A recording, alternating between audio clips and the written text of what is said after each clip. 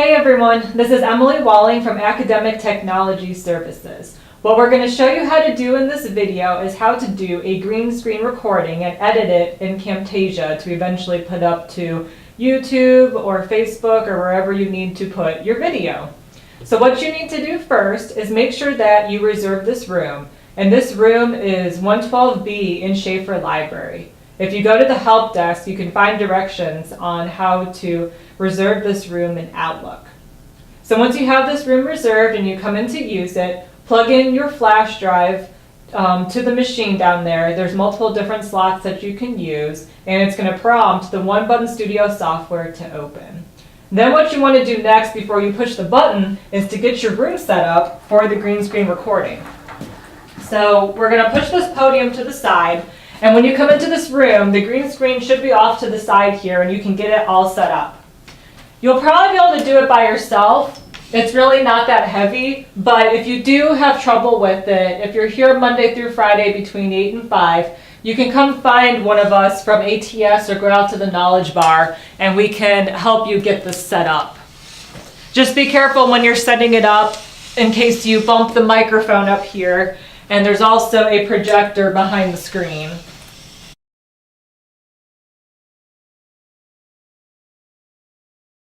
So once you have it set up, it's going to look something like this. You may have to adjust the camera a little bit, in case you want to get more or less of the screen in.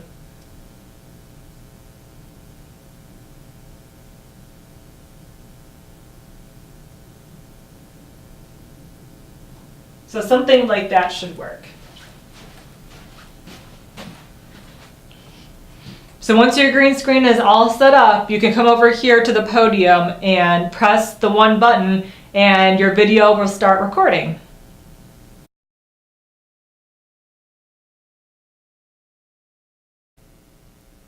So we're going to review the rhetorical appeals, the different ways that people are persuaded.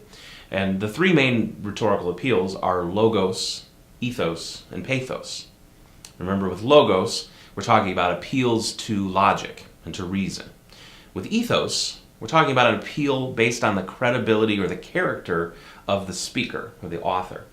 And in pathos, we're talking about appeals to emotion, okay, to the way that people feel about what it is that they're viewing. So if we remember the rhetorical triangle, then these three items are the things that we want to pay attention to: the logos, the ethos, and the pathos of the text. Or we might think about the actual text, the author of the text, and then the audience, the intended audience, who's going to be viewing or reading the text.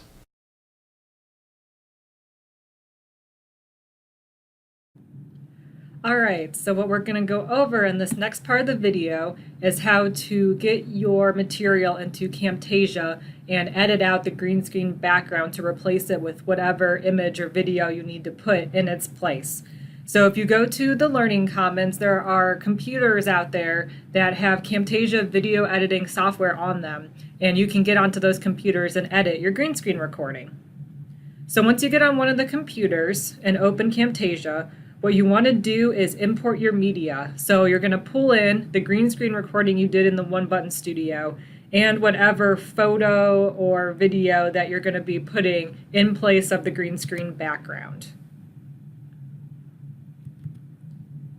So I'm going to pull in the recording that Harley did and one of the slides that would go in the back. What you want to do next is take the recording that you did and pull it down to the timeline.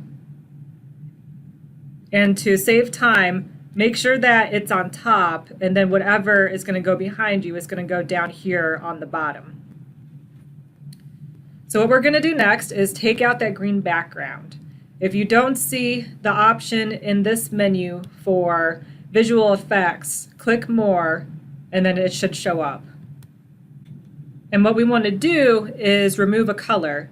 So we're going to take this and drag it down to our recording, and you should see a yellow outline around it. And then what it should happen is a new menu should open up here on the right-hand side, and if it doesn't, just press this little icon over here that looks like a movie symbol. And then to remove the green background, over here by color, select the drop down and then select the eyedropper tool. And then click in the green screen recording. And just like that, it'll take that green background out. Now what you can do is go back to your media, take your photo or video that is going to go in place of the green screen background, pull it down here and make sure it goes underneath you. And you should see it show up in the back. And if you click here on the right where you see the two double arrows, you can extend this or make it shorter depending on how long you need that to be in the background. So you can actually switch out the background multiple times. And then what we'll do is we'll just take these corners and we can drag it out to fill the entire screen. And that's how easy it is to replace the green screen background. So there's other things that you can do in regards to video editing in Camtasia, and you can find all sorts of guides on YouTube. And when you're all done editing your video, you'll go up to this green button that says share, and you can save it as an MP4 file, or you can directly upload it to YouTube or Google Drive or other social media outlets. And we're going to end this video by showing that quick 30-second clip of Harley in front of the green screen, but with this edited background so you can see what the final product will look like.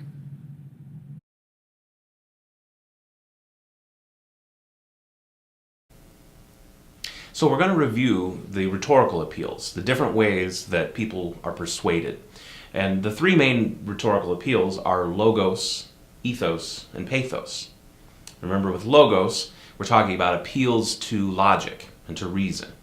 With ethos, we're talking about an appeal based on the credibility or the character of the speaker or the author.